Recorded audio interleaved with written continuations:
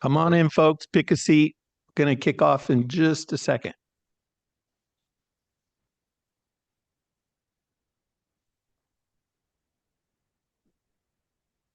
You did bring all these people from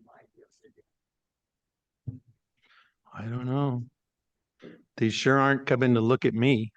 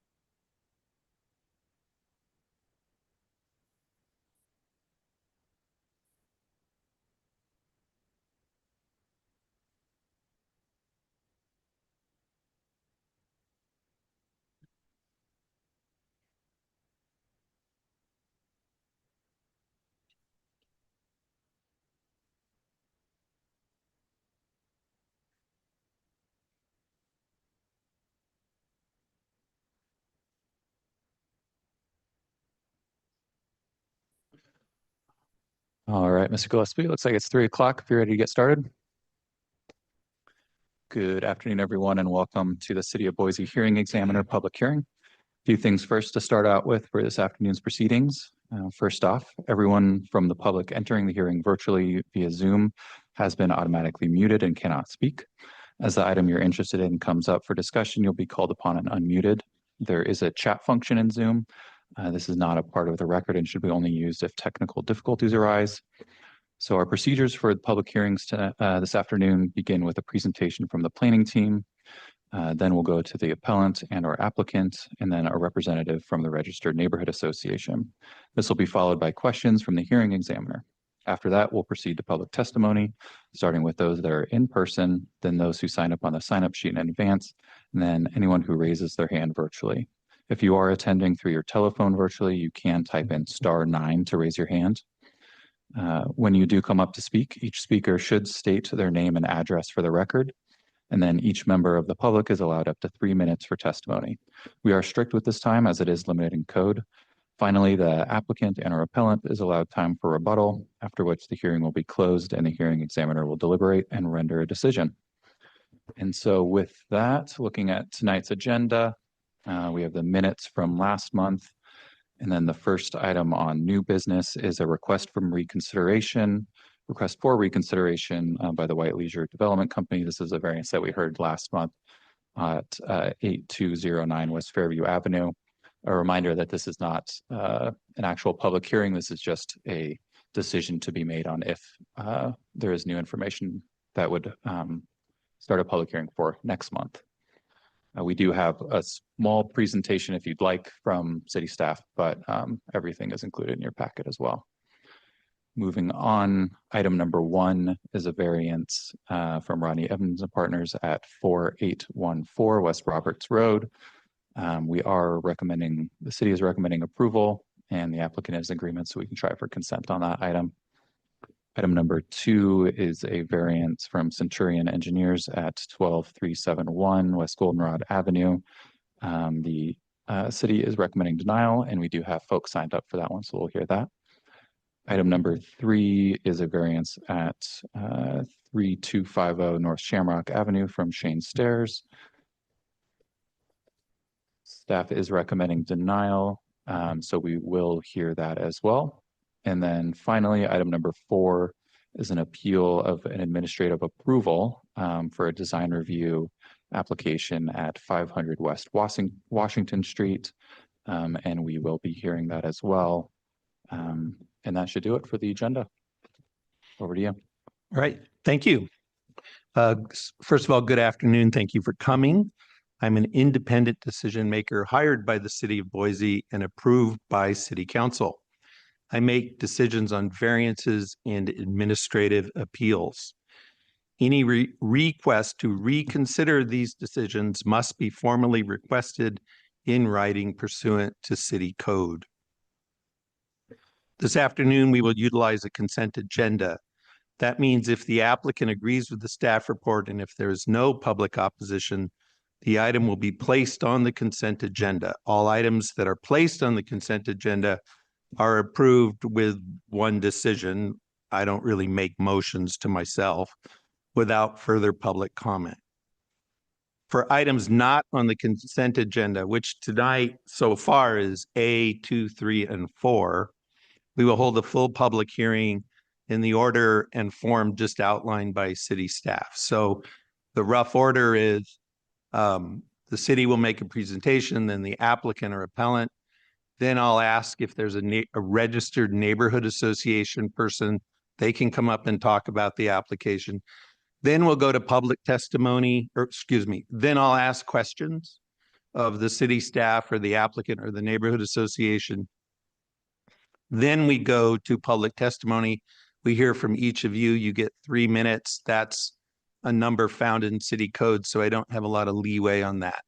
We'll do the onlines, and then I'll make one last call for public testimony in this room. At that point, the applicant or appellant will get a rebuttal shot. And at that point, the record or the public hearing is closed and I'll make a decision. So that's kind of how it's going to go.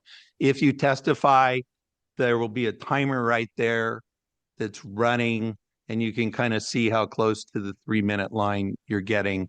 And again, when it gets to 3 minutes, I'm going to ask you to wrap up. So I'd appreciate that. Okay, so thank you for attending. For the record, my name is Milt Gillespie, and I'll be the hearing examiner this afternoon. So on to the consent agenda. First item is the minutes from our November 26, 2025 meeting. So those are on the consent agenda without any objections from city staff. The next item for consent is item 1. This is CVA 25-60 by Rodney Evans plus Partners LLC, located at 414 West Roberts Road. This is a variance request to build a new retaining wall that's a little bit higher than what code allows. Is the applicant present? And sir, are you in agreement with the terms and conditions of the staff report? Is there anybody here today who wishes to testify in opposition to CVA 25-60 at 4814 West Roberts Road? Is there anybody online? Hearing none, item 1 is placed on the consent agenda. Okay, so the consent agenda is the minutes from last week or last month, and this item 1. So the consent agenda is approved without further discussion. So thank you very much. Okay, so the next item we're going to work on is item A. This is a reconsideration request for CVA 25-58. Located at 8209 West Fairview Avenue. Let's first hear from the city as usual, and then we'll let Mr. Leisure talk about your points for reconsideration. And by the way, this is not a public hearing. That's correct, right? So it's just going to be city and then Mr. Leisure. Thank you. Good afternoon, Mr. Gillespie. Before you today is a request for reconsideration of CVA 2558 located at 8209 West Fairview Avenue. The variance to not install the required streetscape improvements along Fairview Avenue was denied at the November 26, 2025 hearing examiner meeting. As summarized in the project report and on screen, the reconsideration request does not provide relevant new information that was not previously available. As such, the planning team recommends you not reconsider the request. If you choose to reconsider the request, a new public hearing will be scheduled, and I'd be happy to answer any questions. Thank you, Mr. Leisure, please. That was short. I would assume you'd like me to be the same. You have up to 10 minutes or whatever works for you. If you could please give your name and address for No, the record. Larry Leisure, head of White Leisure Development Company, representing the applicant and the property that we have discussed. First of all, if you wouldn't mind, could you put up that aerial again?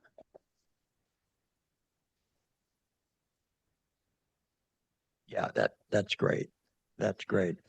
Mr. Gillespie, I will not take all the time and reiterate all that has been said and placed in our letter of reconsideration. I think once again, we felt, and I still believe this is a unique situation. It's a 5-acre parcel of commercial, and now with the new mixed use zoning, this is a crematorium that at the present time is hopefully going to be sold. We've spent 3 months, and now potentially, if this was agreed for reconsideration, we do and are aware it's another at least 2 months before we could even move to close this transaction. That's may not be a hardship. It's a hardship for some, I can tell you, because of the time period. The other thing is that, and getting through, forgetting about my letter, or Jeff's letter even again, we've attempted to try to find some areas of compromise that could do 2 things. Number one, there's, as you know, an existing sidewalk. There's so the safety issue is not there. ADA standards to meet, and as has also been stated, all the property to the west, there is no development, there is no sidewalk. We at the same time are not questioning the fact that the new construction, meaning the new construction of the sidewalk, landscaping, all the new requirements, we have no issues with at all. It's strictly timing. And we've agreed to put it on the plat. We've agreed to do documents that we do every day with cross-access and CC&Rs and some way to move this project forward. There is no construction going on either parcel that we're asking in the 5 acres for the 1.5 acre separation, but it does need to be separated. There's another $150,000 that would have to be done by someone in advance, but before they can even divide the property. So with the minor, which is meeting the standards, the minor lot revision as being proposed isn't really that. And we are trying to find some way to do that. So we're looking at other ways to do it. As I say, I have no concern about what needs to happen in the future. If we were there with no sidewalk, if we were there with no landscaping, it's a beautiful landscaping along Fairview that presently is none, or there's very little activity on Fairview, period. And to tear that up for a minor period, we're going to find some other way to do it if you deny this, and in hopes of trying to get these 2 parcels separated. Thank you, sir. Thank you. So I have a couple of questions, I think mostly for the city, Mr. Leisure. So just have a seat and relax for a minute. It's Josh, right? Doug. Doug, sorry, Mr. Exton, excuse me. Mr. Exton, at one point in your background and summary, you stated that the applicant in their request for reconsideration cited code that was not relevant to this discussion.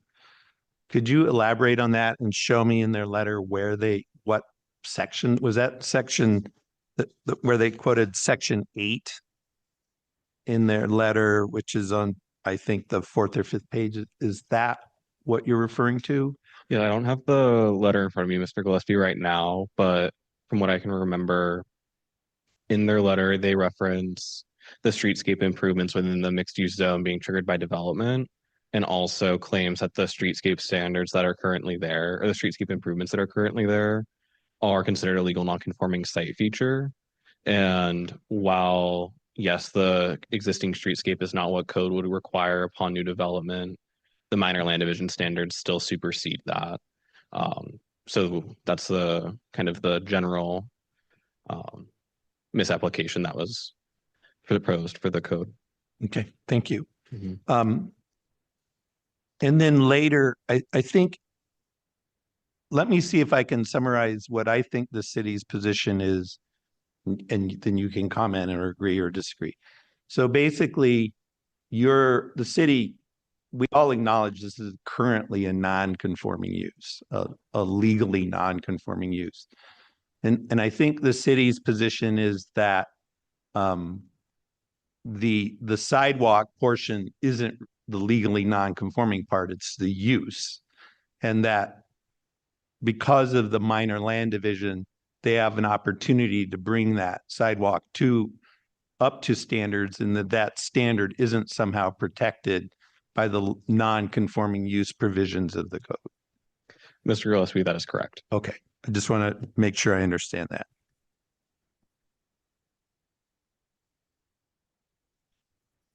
Thank you.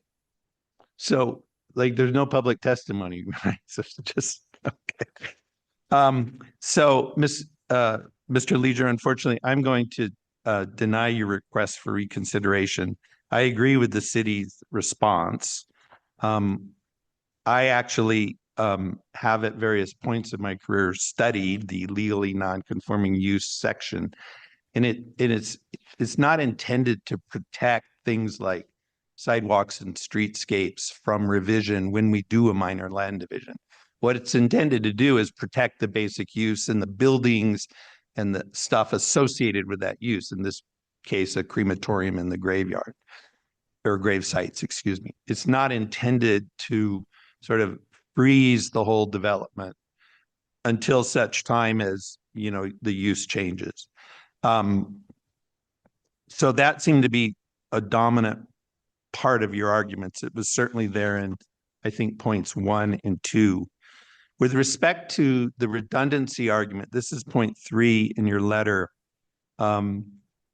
You're basically arguing here that if we had to replace all the sidewalks and bring the streetscape up to code, we might have to change it when we put in the second use or the second parcel developed. And I agree with that. That is a risk. Redundancy is a risk in any development we do, that we put in something and then later somebody decides to change it. That's the nature of urban development. So while I agreed with just the fact of that, yes, it creates a redundancy, I didn't agree that that's a reason to block the implementation of the city's requirement. The other thing I'd point out is in section 3 of your argument, you're saying future intensification of the use of the site, i.e. the second parcel developing, will create redundancy. But then later in point 8 of your argument, you're saying there is no intensification of the site. So you kind of, to me, you wanted it both ways. So I didn't think that argument works. And then finally, I'd like to come back to something that we discussed in the hearing that I think is very important, which is your point 7. I indicated at the hearing that I would be very willing to, because we all agree this is a timing issue. Everybody agrees with that.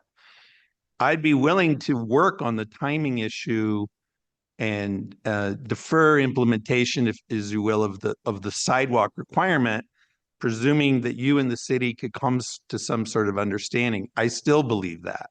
But because you haven't come to that understanding, I can't depend on your argument number 7 as a basis for granting the variance in this particular, or the reconsideration. I mean, we're essentially where we were going into the first public hearing, which is, you said at that hearing that you would be willing to do an MOU or a development agreement. And I turned to the lawyer and turned to the city, and they're open to it too. It's just making it, we can't do that on this dais or in that hearing. So if you got to me, that's still an open option. If you can come to some agreement with the city, then you know, to me, that's a reasonable approach, and I'll let others figure out how to do that. So that's my decision. The request for reconsideration is denied pursuant to the staff report. Thank you. Okay.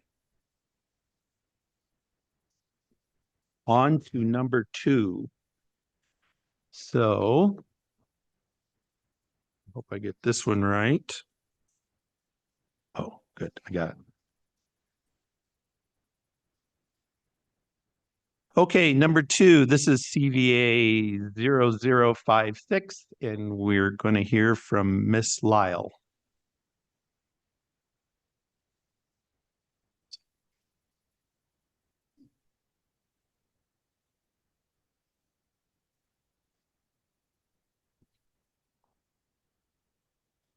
Good afternoon, Mr. Gillespie. The item before you is CVA 2556.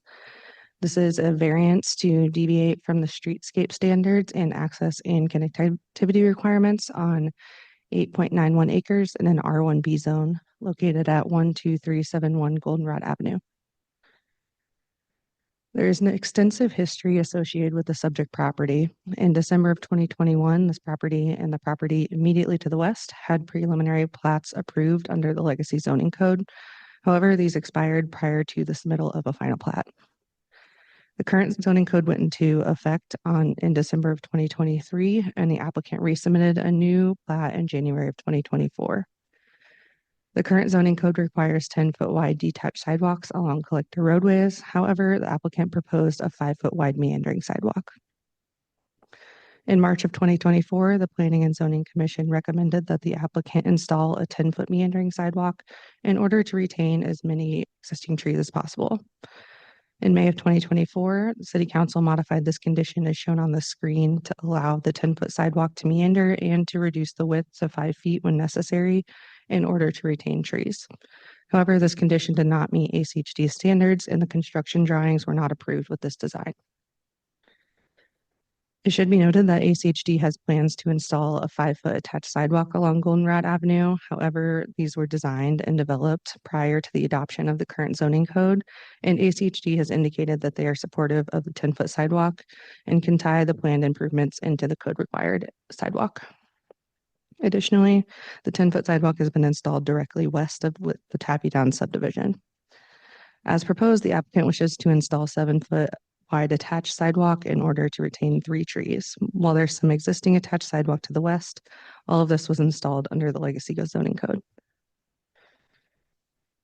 As shown on the screen, the required sidewalk improvements have been installed for approximately 330 feet of the Goldenrod frontage with Taffy Down subdivision.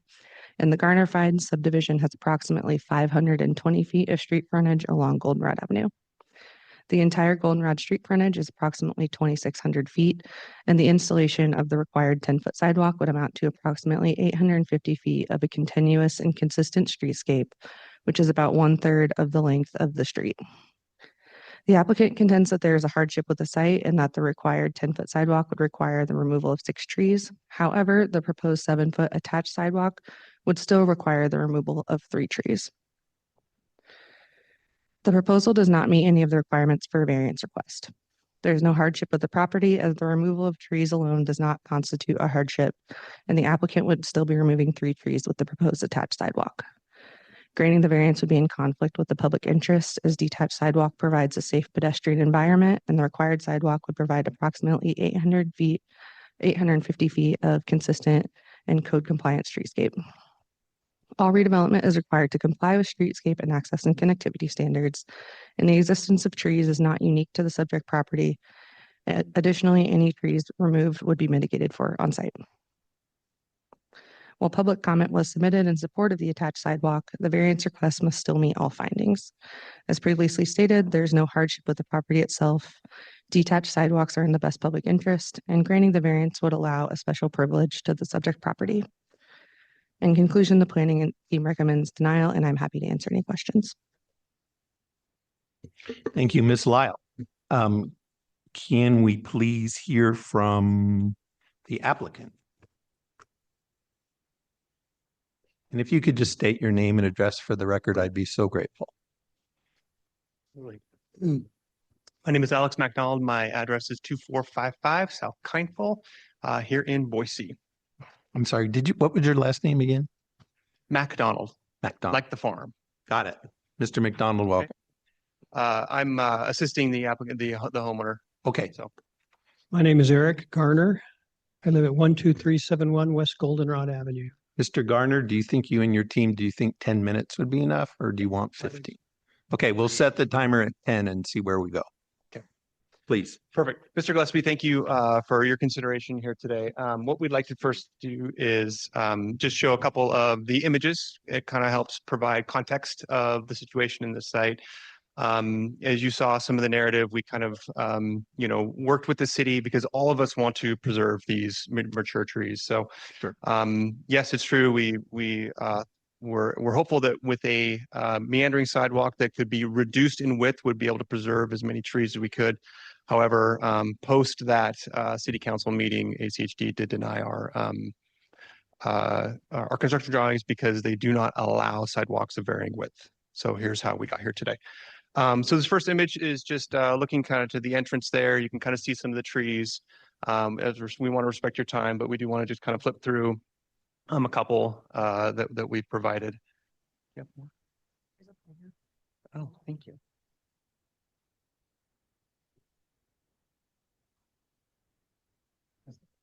Where do I point it?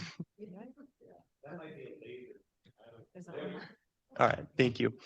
There you can see, so this is Goldenrod. This is before some of the street improvements were done, but you can kind of see a process of what kind of trees are there, what's available, as well as some other the landscaping. Next one, thank you.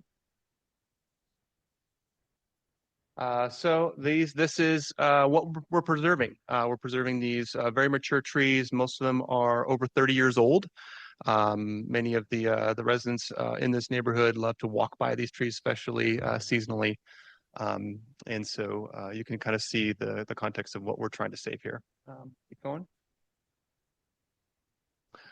This is again kind of where we were looking to meander some of the sidewalks to before we did some of the street improvements.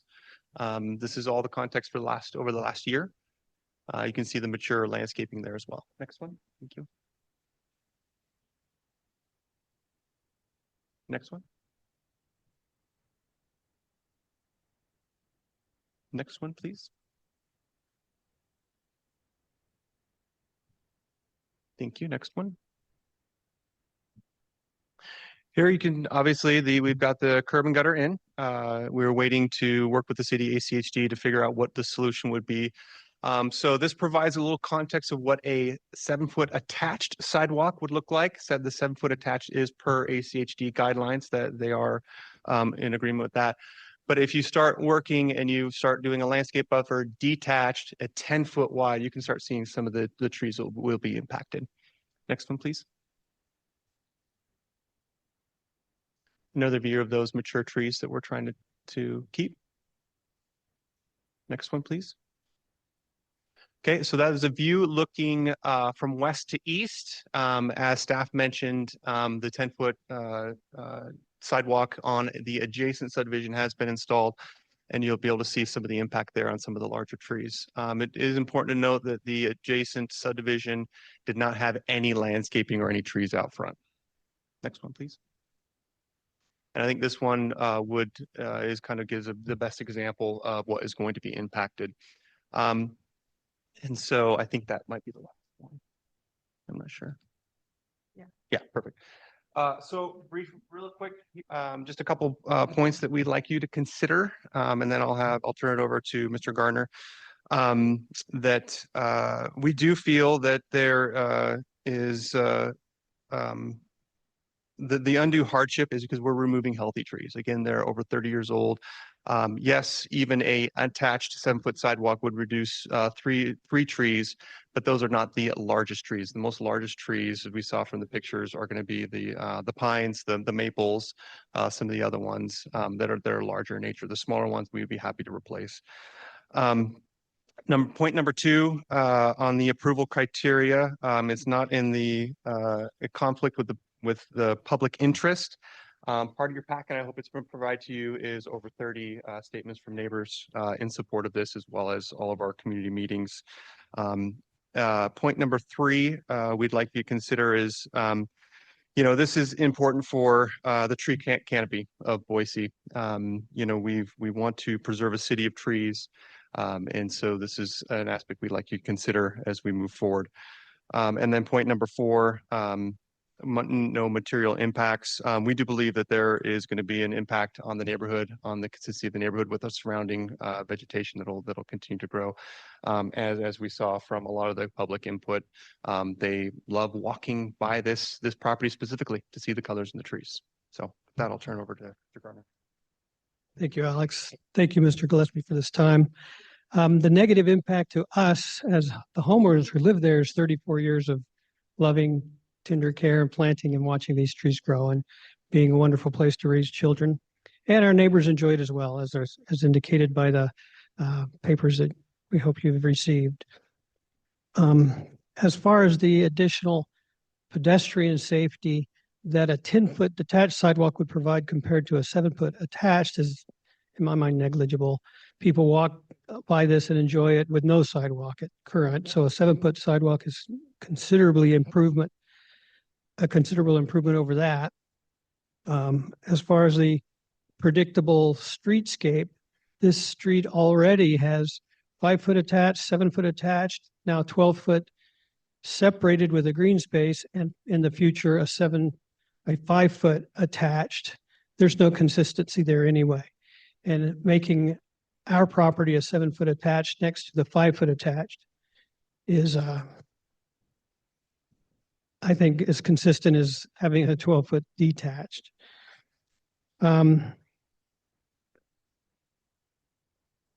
It's just the emotional part of losing our trees, and I think a hardship is that will not increase the value of our property. Losing mature trees and losing 18 feet of our property along Goldenrod is a significant hardship. Granted, that happens in other places, but didn't happen to me. This one did. I'd be willing to answer any questions as you have. Thank you, sir. Is there anybody here who wishes to testify from the Centennial Neighborhood Association? And I hear that the contact is Joe Lagway. Okay, seeing none, we're going to move to the question phase of this conversation. So this is a question from Ms. Lyle. So if this variance is denied, what's the default requirement of the city and ACHD at this point? I'm a little bit confused as to where we are if we deny the variance. What then is required? 10-foot detached straight line. Mr. Gillespie, that's correct. So even though the city council wanted to do a meander, they sort of appeared to approve a meander which went from 10 to 5 and then back to 10. And ACHD said, well, wait a minute, we can't do that. Where are we on the 10-foot detached meandering sidewalk? Is that off the table? Mr. Gillespie, since the council condition does not work with ACHD, and that was what they were conditioned to do with the original subdivision approval, it would be staff's recommendation that it reverts back to the 10-foot straight detached. However, if there were other options that you'd like to see, I think that's within your purview. So I'm just a little bit confused. So I didn't quite hear that. So the reason why we're not going with the city council's 10-foot detached meander narrowing is because the ACHD said no to the narrowing. Is that, Mr. Gillespie, that's correct. but what was ACHD's position on the meander? Mr. Gillespie, I think ACHD does allow some meandering. To avoid trees and stuff. Yeah, we've seen that in the past. However, staff's recommendation to just have a straight sidewalk for consistency throughout that 850-foot stretch of goldenrod. However, if there's a different condition that you'd like to add, you can do that. So without getting into the exact placement of it's 6 trees, right, that we're discussing, That's correct. without getting into like where they are. So is it the case that most of the sidewalk could be detached straight 10-foot, but then it could just meander around the 6 trees? And that but the majority of it would still be straight. Is that a possibility? Mr. Gillespie, it's hard to say exactly how that would look without having the drawings in front, or whether. And we don't Yeah. have those drawings. What we have is a Correct. 10-foot meander with narrowing. Correct. Okay. All right. So I have a question for the applicant. You. I mean, it's obvious what we're trying to do, right? The code requires a detached sidewalk 10 feet wide. I'm going to have a very hard time saying, forget that, like giving you a variance to just totally escape that requirement. Because you got a big piece of land, and as much as I like them, big mature trees aren't considered a hardship by my reading of the city code and my reading of Idaho law. So I'm trying to find a way that we can meet both requirements. So what's your ability to put in a 10-foot detached sidewalk that does the most you can to save all the trees? Is there a possibility to do that? Because you must have looked at that, because you had to do a 10-foot meander and then you had to narrow it to get around trees, right? I mean, can you do the drawings where it doesn't narrow and save as many of the trees as you, because I'm assuming that all these trees aren't equally problematic, if you know what I mean. So what's your thinking? on Yeah, I'll speak to that, Mr. Gillespie, and I think that's a great point and a great question. We did look into that because through this process, we had to look like, Kind of what has obvious. impact. The challenge with a 10-foot meandering is the radiuses. And so as you have a 10-foot, so the bend, because within and you can't have sharp turns to avoid trees. So you have these big winding aspects, and what that does, that actually impacts all of the trees because of root ball systems, root systems, because of just the width and being able to have to even try to meander it. It unfortunately didn't work. I don't know if you want to add. Correct. That's why we looked into narrowing it to get to that the hopeful 5 foot. So Okay. and then that's when we looked at the impact of the trees and proposed that if we just move it all forward, as you saw in some of the pictures, then we impact significantly less trees. Some of the smaller trees, maybe some of the bushes are those would be taken out anyway. If we can go straight to the curb gutter. I think we all understand Yeah. the issue Yeah. we're facing. So I appreciate that. Go ahead, Mr. Garn. 7-foot attached sidewalk is what ACHD would be happy with. I We understand. had verbal confirmation from ACHD of that, Right. even though they said they wanted a 10-foot in the original, but they're fine with a 7-foot I understand. attached. Just to be clear, everybody, so I'm not implementing ACHD code or policy. I'm strictly trying to look at what the Boise City Code says. So unfortunately, that's what I'm looking at. But thank you. Okay. Thank you.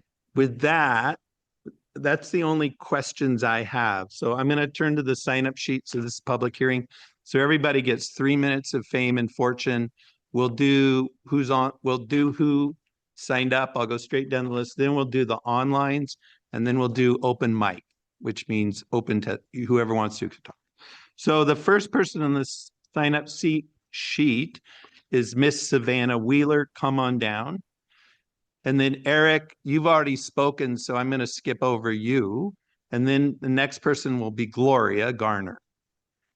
So welcome, Miss Wheeler. Thank you. Pull that thing down, if you will. We can't hear the little guy.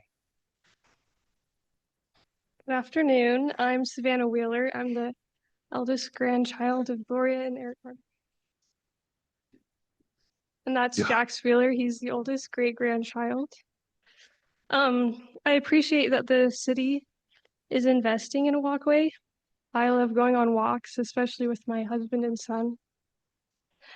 Countless other grandchildren, friends, neighbors, and I grew up playing under the shade of the mature trees along my grandparents' property. And I even took my senior pictures under these trees. These trees didn't just provide beauty, they provided privacy, protection, and comfort. Cutting them down could be cutting down sweet memories, not just from the past, but for future families who will walk, rest, and gather along this path. Boise has long emphasized the importance of preserving these trees as part of creating healthy and livable neighborhoods. And I would like to see them stay. Boise is the city of trees. I hope my son can grow up with that same experience. Preserving these trees would enhance the walkway, not detract from it, and allow it to remain a welcoming and magical space for families and future generations. I respectfully ask the city to consider design alternatives that allow the walkway to move forward while preserving these trees. And thank you for your time. Thank you, Miss Wheeler.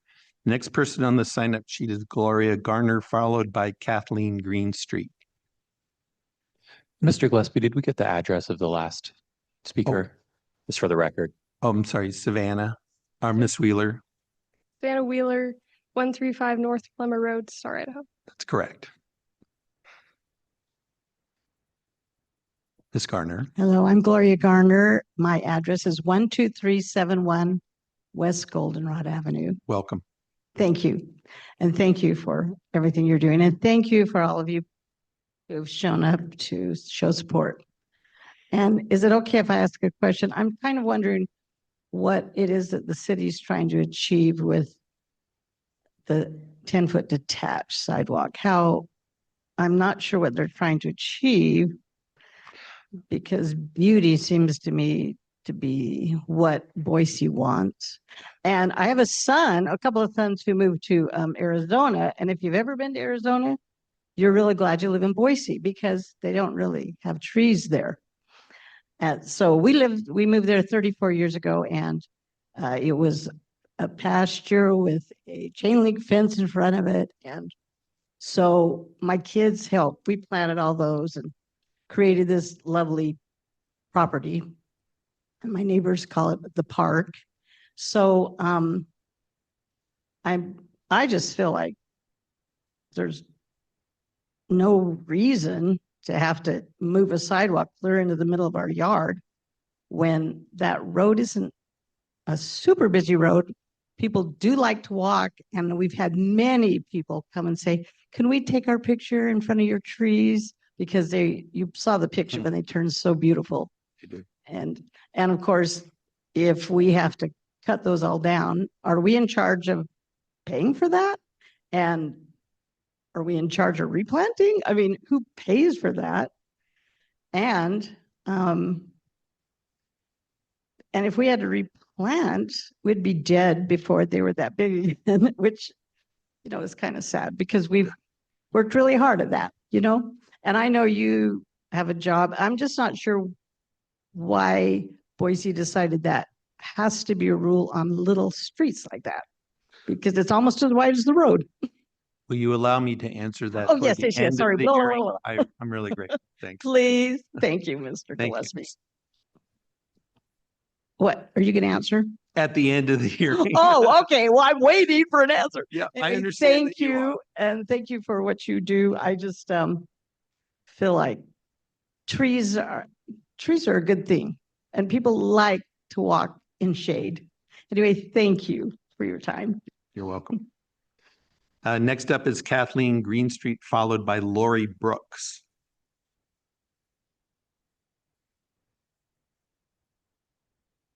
Thank you.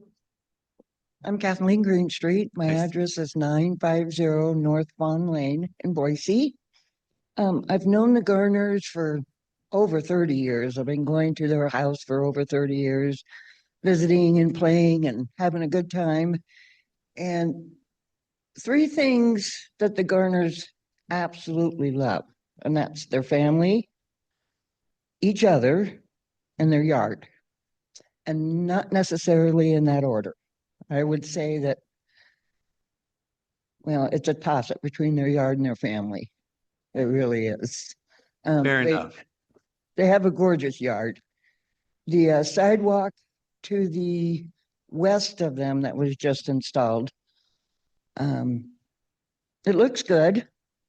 But it's like, it reminds me of just a big old piece of concrete and then these little sticks for trees that they put in there. And it's kind of sad to think that they would take all of these mature, gorgeous trees and bushes and trim them down or cut them all the way back just to put in a huge piece of concrete with a few little sticks. And that's how I feel. And thank you, Mr. Gillespie. Thank you, Mrs. Greenstreet, Ms. Greenstreet, excuse me. Next up is Lori Brooks, followed by Camilla Searle. Ms. Brooks, welcome. Hi, my name is Lori Brooks. And I live at 12300 West Goldenrod Avenue. I've lived there 34, almost 35 years. And I walked right past there this morning and yesterday and the day before. I love walking down there, and like the lady before me said, the sidewalk that is to the west of them is huge.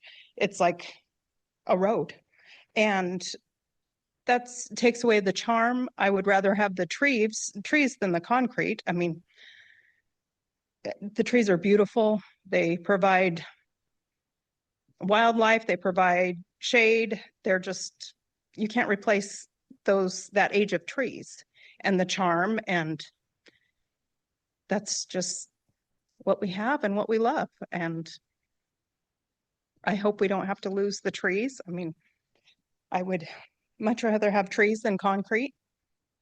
And like I said, I've lived there for 34, 35 years old, years. And before that, it was my grandparents' place. So I've walked that street for many years before we had sidewalks. And the less trees you have, the less beautiful it is.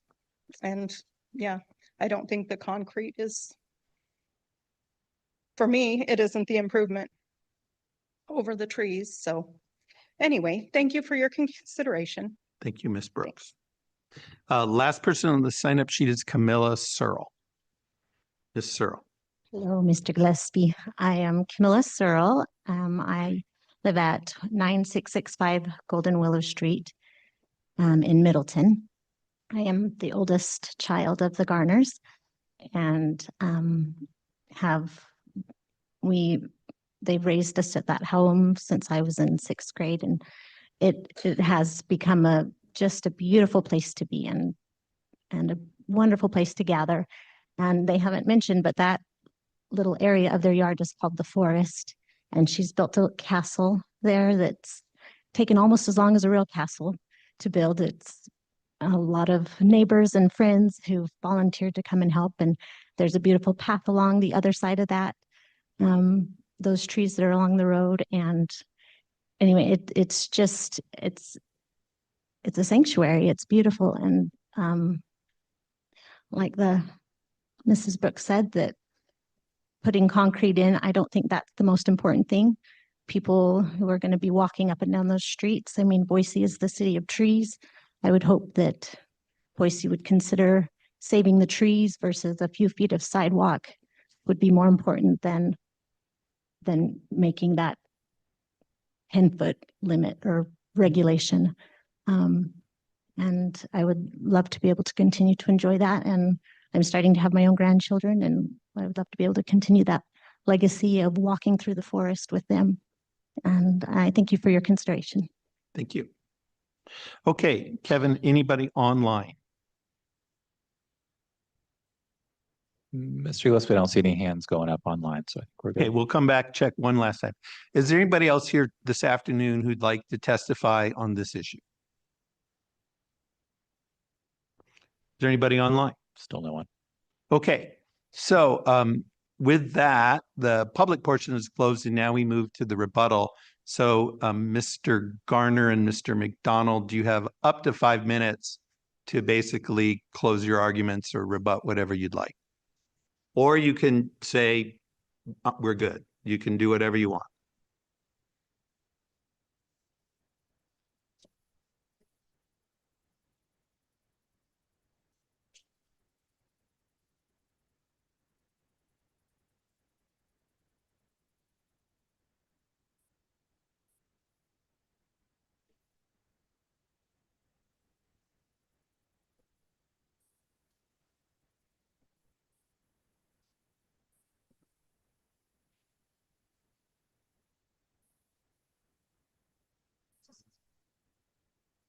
Thank you, Mr. Gillespie. Eric Garner, do I do that again? 12371 West Goldenrod Avenue, Boise. Thank you, sir. It seems like ACHD is fine with a 7-foot attached sidewalk. It was ACHD who overruled the original 10-foot meandering with variations in width. Boise City Code always yields to ACHD ruling. Why is it that we have to have anything other than what ACHD would be happy with, which is a 7-foot attached sidewalk?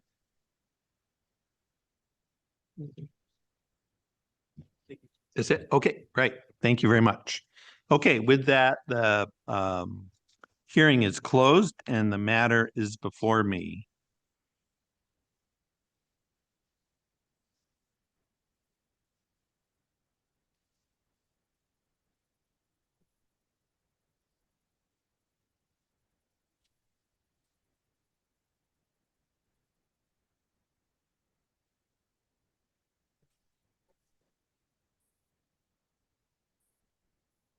So my decision is to deny CVA 25-56 for the reasons stated in the staff report. I'd like to add just a few comments. First of all, I really appreciate everybody coming out, and Mr. Garner, I enjoyed meeting your family, all 3 generations. So I'm grateful for that. Also, thank you for the tree, the beauty. That's not really in dispute or doubt. I think Ms. Garner asked a central question, which is why does the city approve this? And I can only give you a process answer from my point of view as a hearing examiner. I've never served on city council, but the why is because a majority of the city council voted for this part of the code. So the city council has put in place these laws. That's what I'm here to enforce. So I'm not here to render my judgment on the wisdom of those laws, right? My job is essentially as a quasi judicial officer is to implement those decisions. And in this case, it seems clear to me that these 3 trees in question, because that's really at issue here, don't constitute a hardship on the property. I will simply say this. You can go to any neighborhood in this city, in the East End, North End, anywhere, and you can find sidewalks that are over 100 years old.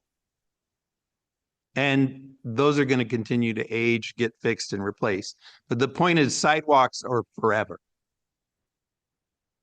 Trees are not. Trees regrow, houses change, uses changes. But the city council has determined that sidewalks are really, really important.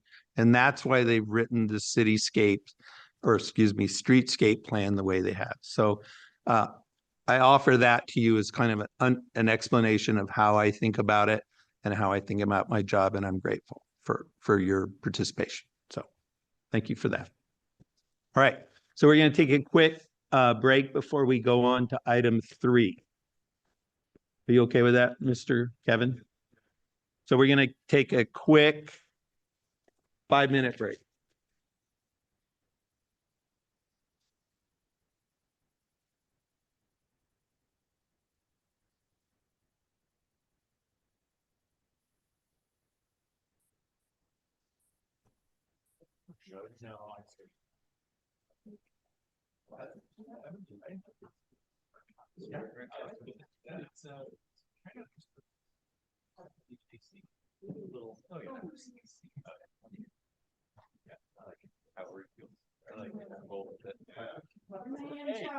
How are you?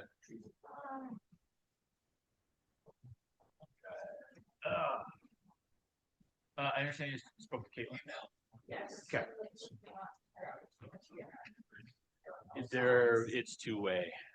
There are no signs. It's going to be 20 feet, which ACHD, yeah, they are going to make it wider.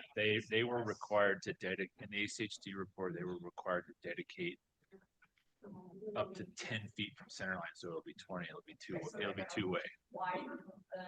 The alley. Yep. I mean, the alley. Yeah, because you're right. Yeah, you're right. There are no signs. Yeah.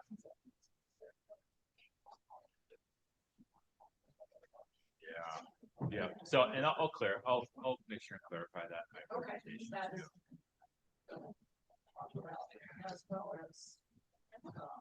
So, how much? It's a four-story office building. The first 2 floors are parking, and then there's 2 floors of office. So it's But is it just parking?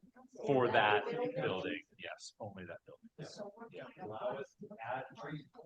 I can look at ACHD trip estimation. They'll have a trip estimation in their report about what an office generates. Oh, it's a Traffic flow and. Yeah. And you understand their proposal, the alley would become entrance only, 6th Street would be exits only, correct? Do you understand? Did you catch that? Okay. So. Exit. The cut that's there right now. The cut that's there, right? There is a cut there right now. Yep, there is a cut there right now. Okay, like a one-way cut. Yep. Wide cut. Yep, so that would be it. Exit, that'd be out. In would be the alley. In would be their end. It just only that entrance. Have you seen the floor plan? 5th or 6th? Yeah. Okay, so wait, 5th in. 6th out. Well, with the Essentially, alley. yeah, so, But you can still get in on the alley, if the alley's two-way. well, you can only get in, you can't get out, so, in, so this, so Oh, alley, right, okay. this, in, Okay, so that you make a Out. little, you make a little U-turn. yeah, you get go, in the yeah, alley, you go in. you go park, and you go out, Okay, yeah, so it splits the traffic, is what it does. but the traffic in the alley is going both directions. Sure, fair enough. Okay, that was my. Okay. And my other concern right now is people trying to see it. Or no parking. Yeah, I think ACHD would, and you know, they would obviously issue they will issue a formal action letter on this request, and that will be part of their conditions. Is any Okay, sort of. well, I'm gonna say that. Yeah, for sure. Yep, understood.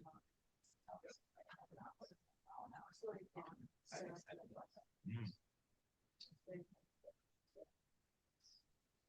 That's the second time recently I've heard these signs are missing.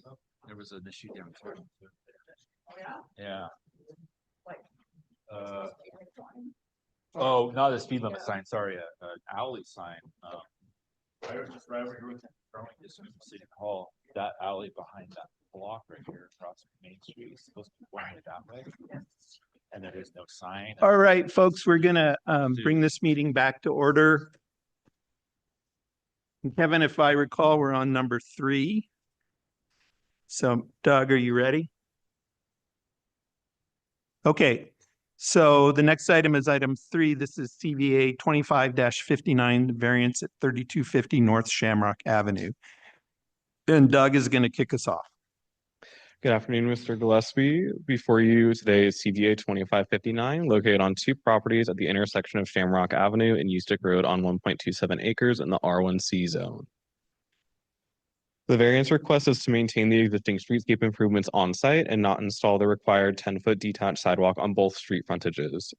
The request is associated with a Cottage Village entitlement, which was approved on January 31st, 2025. The entitlement was improved with the required streetscape improvement shown in blue on the screen.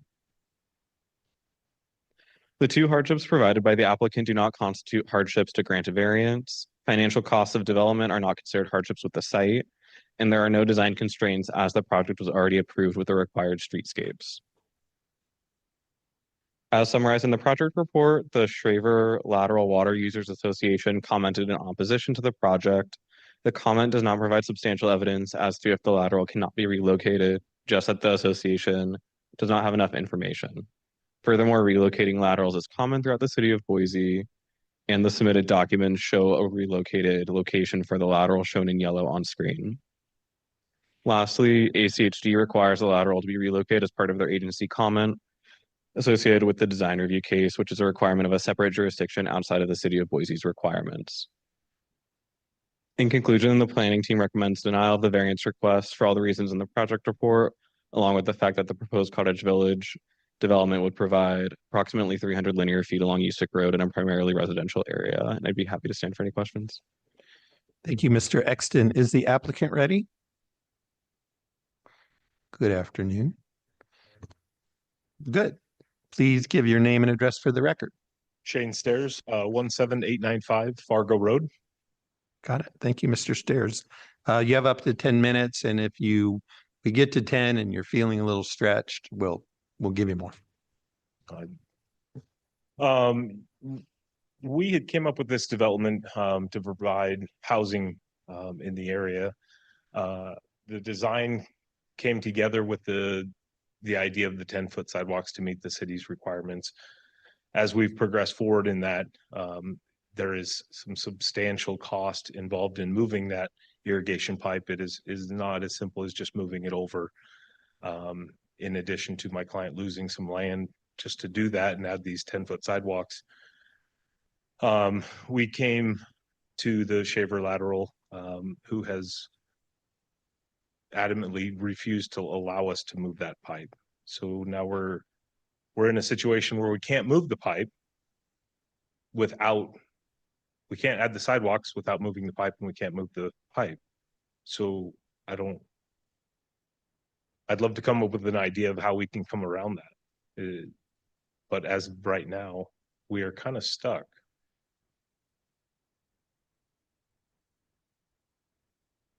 I'm not processing up there. No, I'm good. I'm waiting for it's your testimony. Go ahead. In addition to the 10-foot sidewalks in that stretch from 5 Mile to Cloverdale, the 10-foot sidewalks, I guess I'm a little confused on what the city's looking for with the 10-foot, because there's no other 10-foot sidewalks on either side of us. So for a 300-foot stretch to add 10 feet, I guess I would love some clarification on, safety or what's the reasoning.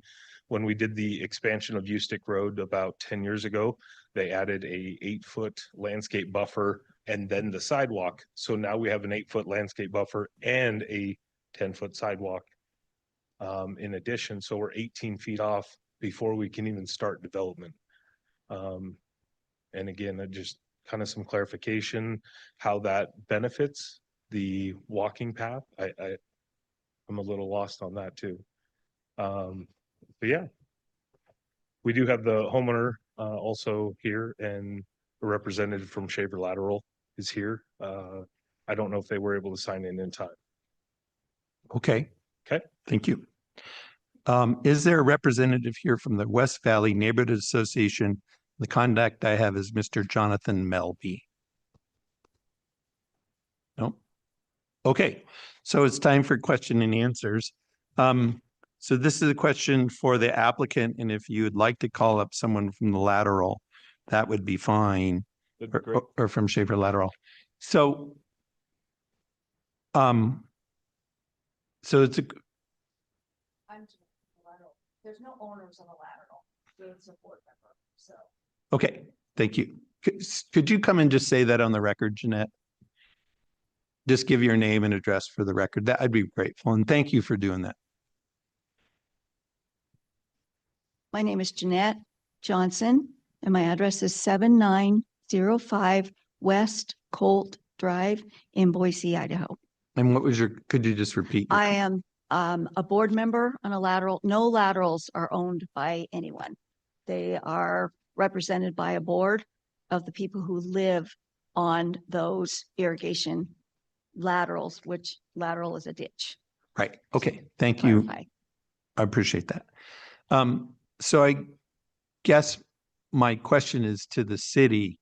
We do relocations of laterals and irrigation equipment all the time. What's your response to the applicant's claim that they're not permitted to do that by, in this case, the Schaefer lateral people? Mr. Gillespie, there was no information provided by the Schaefer Lateral Water Users Association stating specific reasons as to why the lateral cannot be relocated. I do have a copy of the letter that was submitted on the application on the screen right now. They do indicate in the letter that they would have to approve the relocation, but they don't provide any evidence as to why the pipe can't be relocated to the location shown in the civil drawings that were submitted as part of the application. And as you said, relocating laterals is very common practice throughout city with development.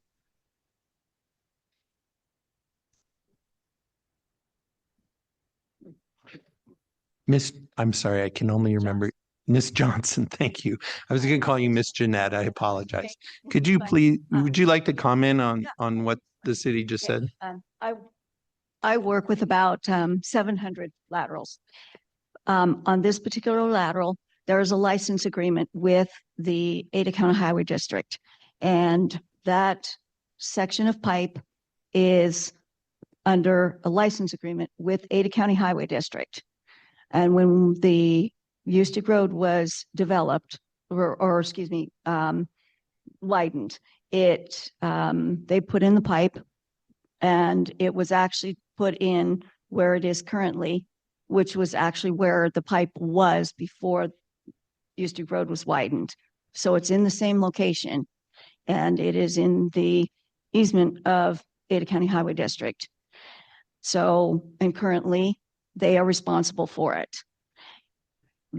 From what we've seen from Ada County Highway District, this is actually, I'm going to back up a little bit. This is a main line for the Schaefer lateral. It's a 36-inch pipe. It provides water to from that point, about 22,000 people.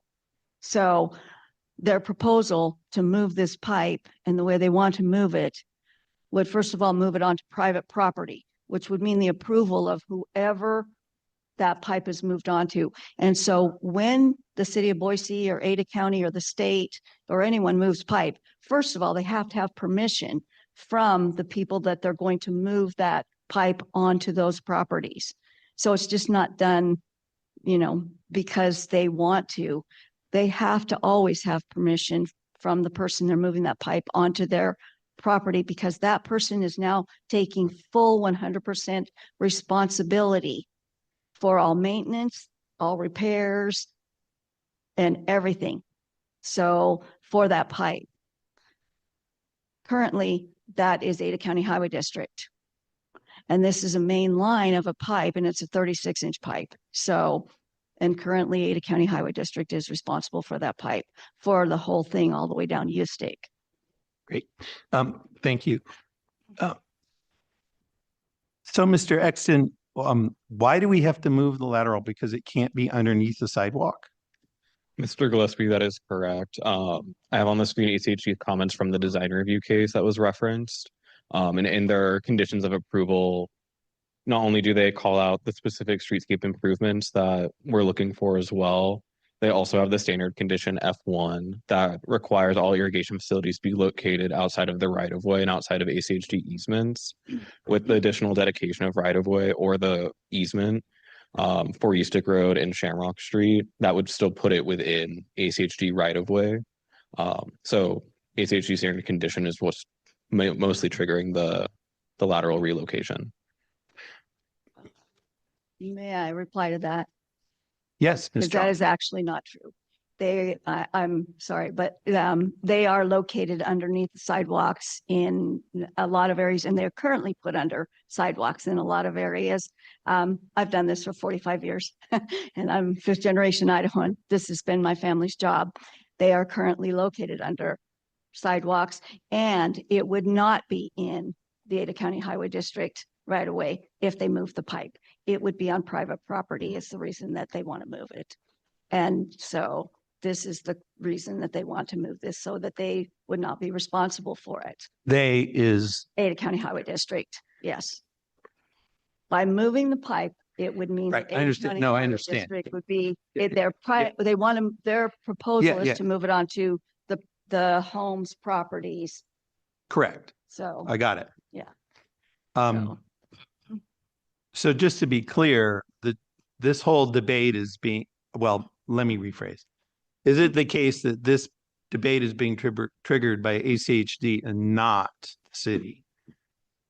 Mr. Gillespie, it's at the end of the day, both jurisdictions. The variance before you is to not have the streetscape improvements. So that's a variance from city code. And that streetscape improvement was shown on all of the design review documents as well. The lateral aspect of this is triggered by ACHD, but the relocation of the lateral is not part of the variance request, since that is handled through ACHD. Yeah, I agree. ACHD just also is requiring the same streetscape improvements that we require. Right. Okay, got it. Can I clarify that? Yes.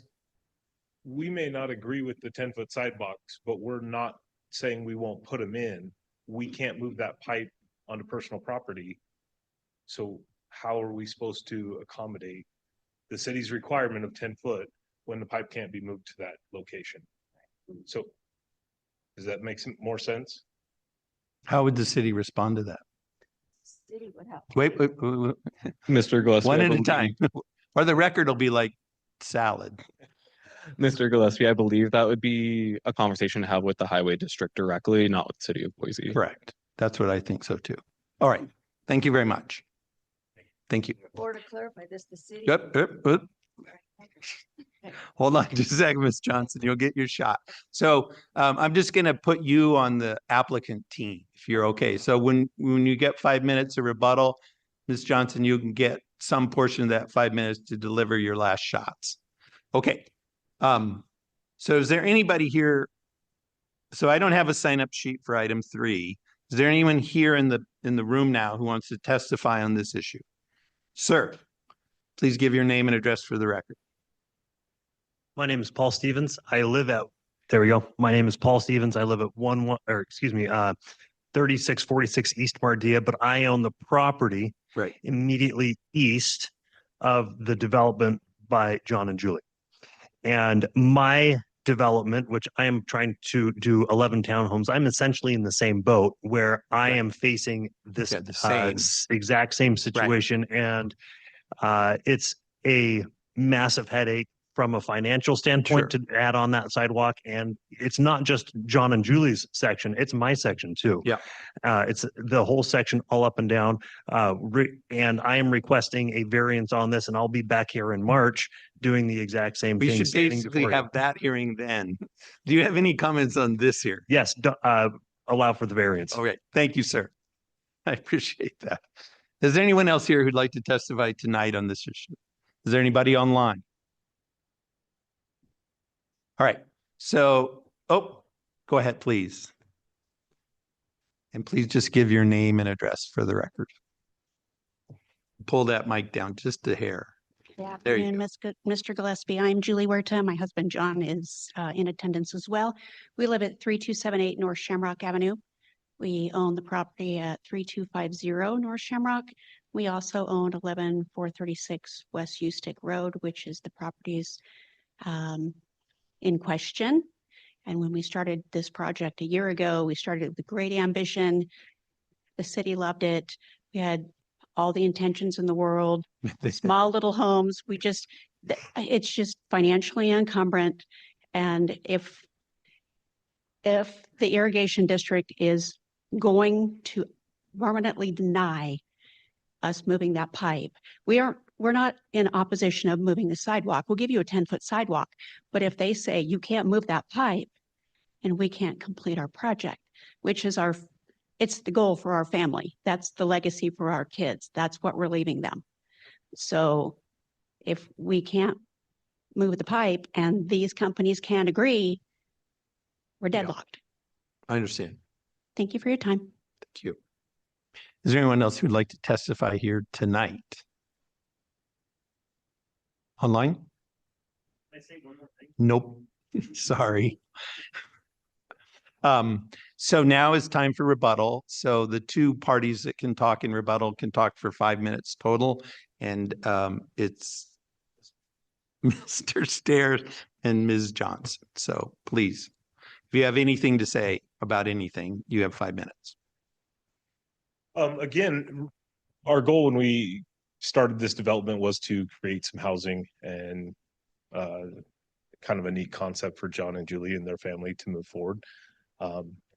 Again, we're not opposed to the city's requirements. I just don't know how we're going to meet those, and I hope we can come with a conclusion.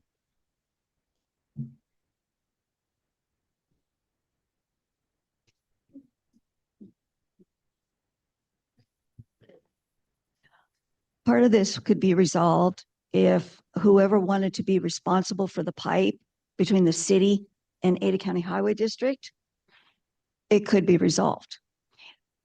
This is an issue because the irrigation ditch has been approached and said from both, actually, saying, well, the ditch could take over the pipe. We can't by law in Idaho. Ditches cannot be responsible for anything. Every ditch and every pipe or anything is owned by whoever owns the property. So that is the city, a county, the state, or a private property owner. So every little section of ground, no matter what it is, no matter where it is in the state, whoever owns that piece of property would be responsible for that pipe. So this is going to come down to between the city of Boise and Ada County Highway District. And that's the issue. And that pipe is brand new. And the proposal is that there will be so many turns and curves in a pipe. And the proposal that came back was the pipe needs to be bigger. It's a 36-inch pipe. It's fine.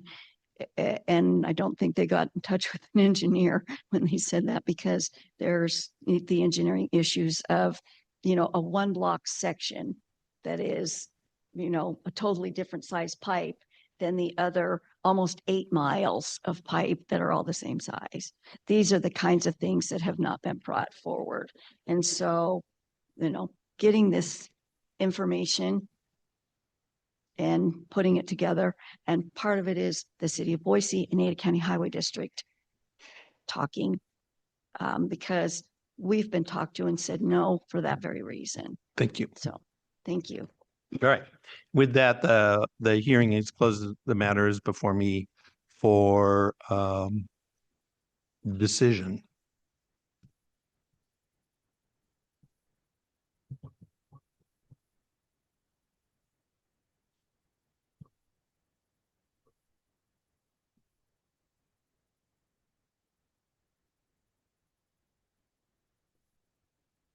So I'm going to deny the variance CVA 25-59 for the reasons stated in the staff report. I think the staff report is right that the 10-foot detached sidewalk is what the law requires, and there's no reason not to put in what the law requires here. There's no hardship. With respect to the lateral, so I have testimony tonight that the lateral is owned by ACHD. It's on ACHD property. ACHD is not a party to this application. Neither is the Schaefer lateral, by the way. So I'm sort of a little, so this is not parties to the application. The application pertains to this man's and the property at hand, and they're asking for a sidewalk variance. And I'm going to deny that sidewalk variance for the reasons stated in the staff report. this hearing examiner, and indeed the Planning and Zoning Commission and the City Council, doesn't own this lateral. The city doesn't own it. It's not owned by the individual who's making this application. So, you know, frankly, I believe that it would be incorrect for me to consider that even tonight. The city isn't party to any agreement with respect to this lateral. And currently, neither is the landowner, as far as I understand, since the lateral isn't located on their property. So I'm a bit sort of mystified as to why I would consider this issue. So that's my decision. Thank you very much. Okay. On to item 4.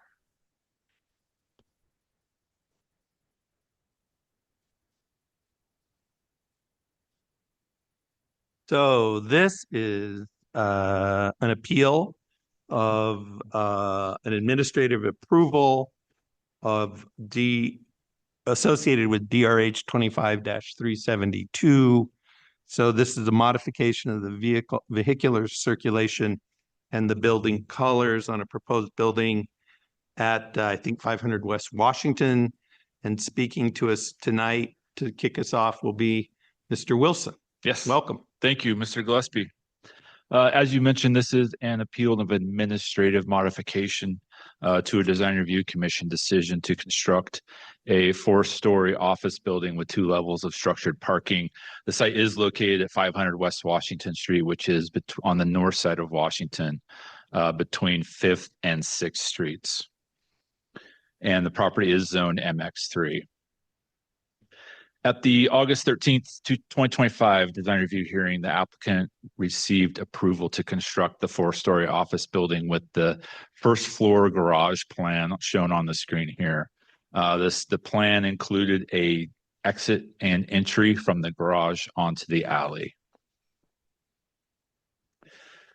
Subsequently, the applicant submitted a design review modification to modify the garage layout to change that entrance at the northeast corner of the building on the alley to an entrance only, and add an exit only from the parking garage onto 6th Street.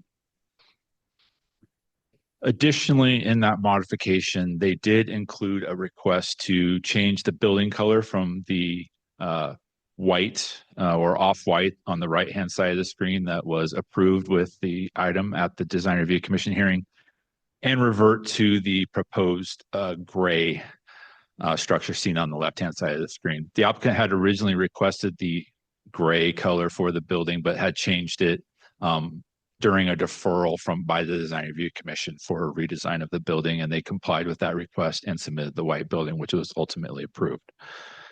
So staff received the administrative modification application, and we did issue an approval to the application. Subsequently, that approval was appealed.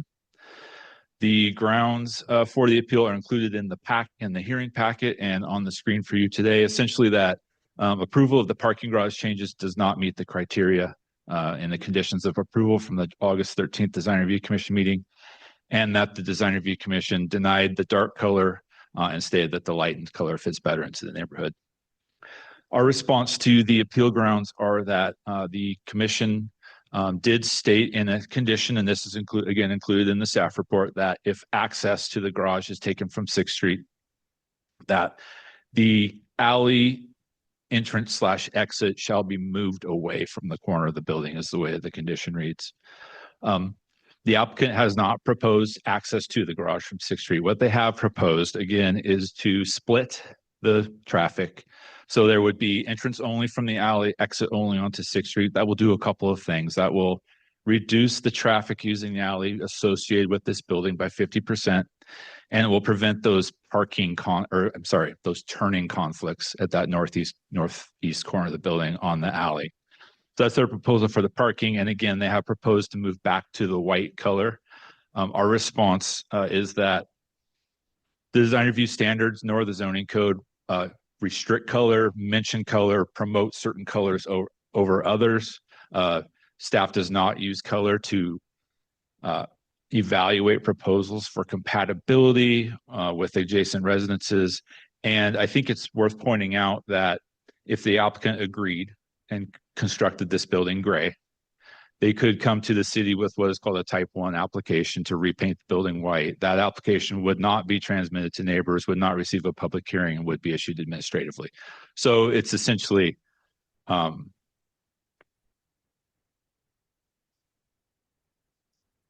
way to say it is it would be, the Design Review Commission did act outside of their purview in regulating that color, and it could be changed very easily administratively after the building was built.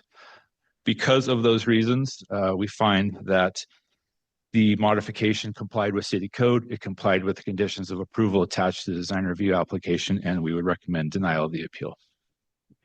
Thank you very much, Mr. Wilson. So I don't actually have the name of the appellant. Can you give me the appellant's name? Susan DeSeelhorst. Say that one more time. Susan DeSeelhorst. I'm not. I hope I'm saying that right. And please forgive me if I'm not. With your permission, may I, at least the first time around? So Susan, please step forward. Give me your full name. I'll try and do better on the last name going forward. And you have up to 10 minutes to testify. And if you feel like you need a little bit more time, we'll negotiate. Thank you. My name is Susan DeSeelhorst. Please do call me Susan. I live at 421 West Franklin Street. And this is how we got here today.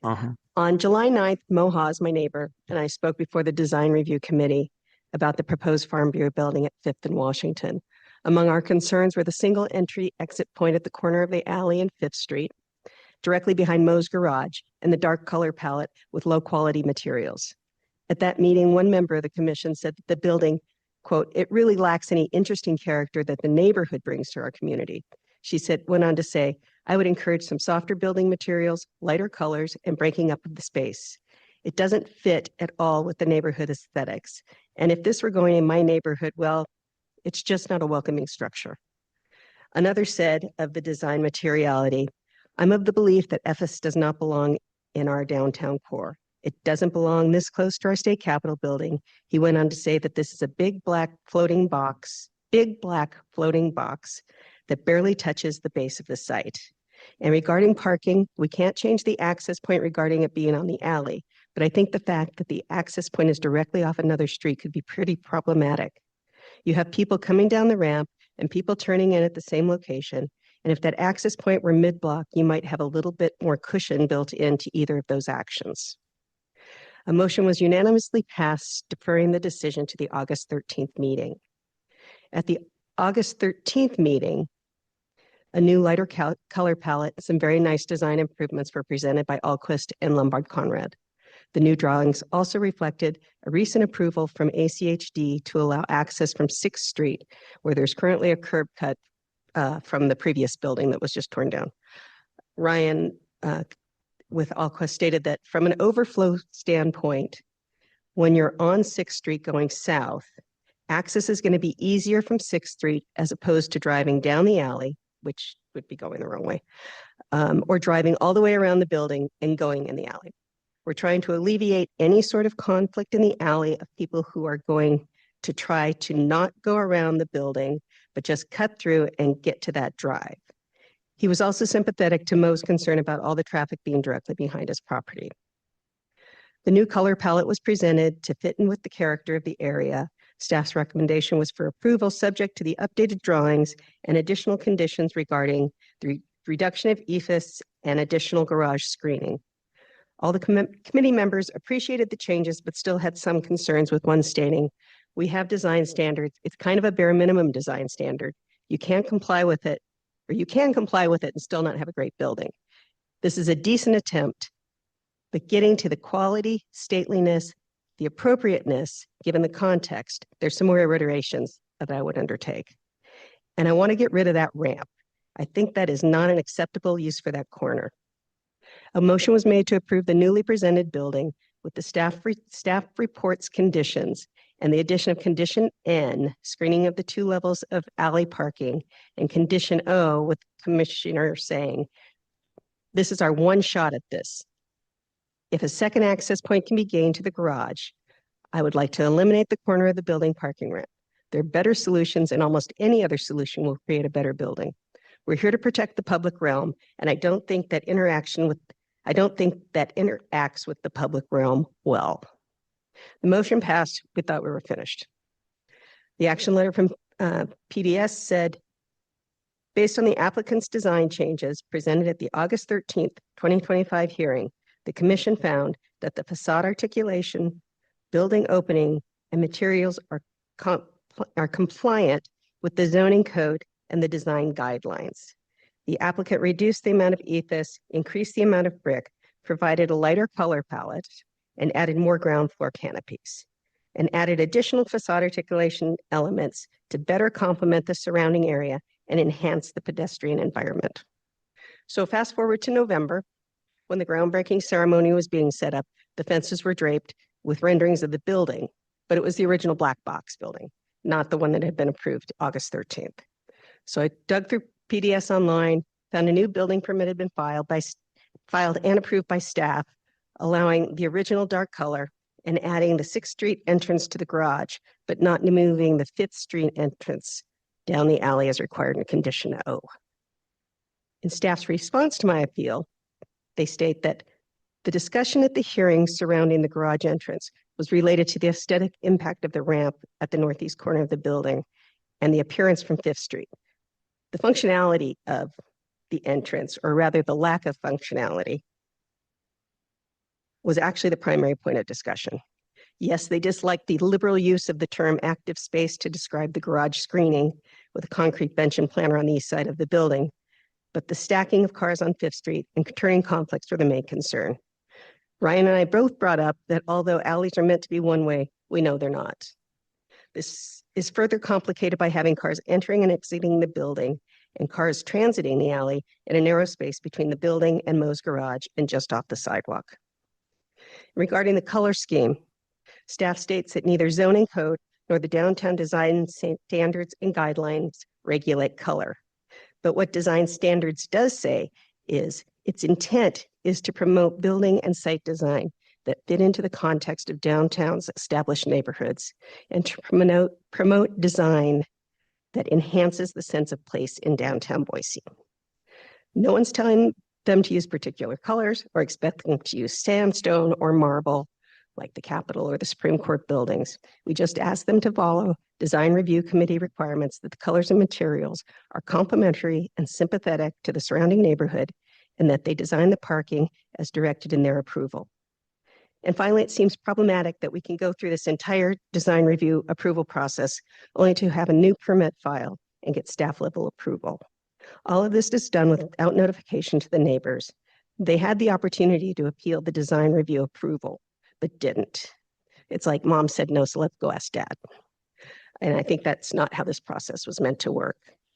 And also, so at the August 13th meeting of design review, and this is something that Ryan and I have talked about, and we don't agree on what was said.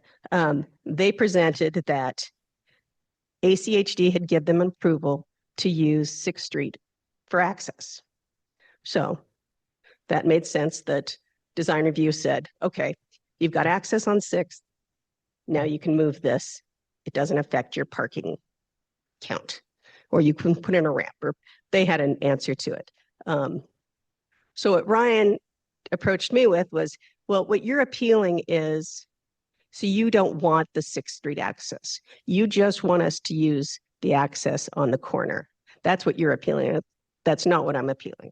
I'm appealing that I believe that ACHD told them they can use 6th Street. They're choosing to just use it as an exit. But I'd like to know what ACHD actually did approve and if that's just their choice, because that was not one of the limitations put on. So, okay. Oh. Ryan from Alquist. So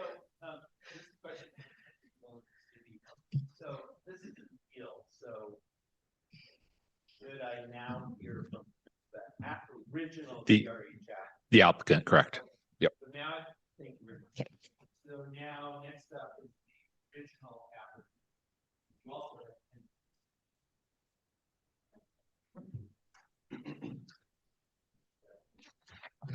Good afternoon. Thank you very much, Mr. Gillespie. My name is Justin Fredin, Fredin. I'm general counsel for the applicant Alquist at 1144 South Silverstone Way, Suite 500 in Meridian. We greatly appreciate the staff's thoughtful review of this appeal and fully agree with its analysis and recommendations to deny the appeal. And I'm going to just take a bit of time to focus, as you might expect, on the legal aspects, and then I'll turn the time over to Ryan Cutler, our Chief Development Officer, who can provide some additional information and context. From a legal perspective, this is actually a very simple matter, if I may humbly suggest. We've heard quite a bit about the Design Review Commission's decision. This is not an appeal of the Design Review Commission's decision. It's an appeal of staff's administrative modification. And there are thus only two issues before you today, which are the granting of an exit onto 6th Street and the change from a lighter color to a darker color. Now, on the first issue, if we look at the exact language of the condition imposed by the Design Review Commission, it states, if a street access to the structured parking is approved by ACHD and the city of Boise, the applicant shall relocate the parking ramp to be not located at the building corner. Mr. Frading, where are you quoting from in the conditions of approval from the Condition DRH? of approval O. Site-specific conditions of approval 1O. Okay, give me 1 second. You bet.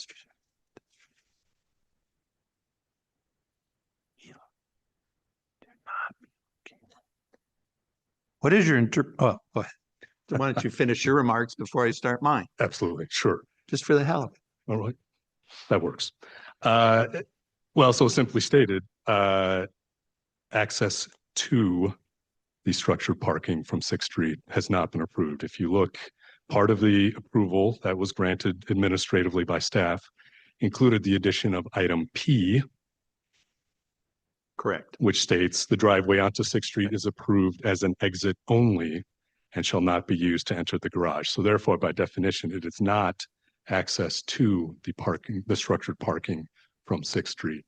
And therefore, there's no need to relocate the alley access because that requirement has not been triggered due to the failure of an access to the structured parking from 6th Street. And the second issue then on color, really I can do no better than to quote directly from the staff report. I typically do not do this, and I apologize, but I just think it's so well stated.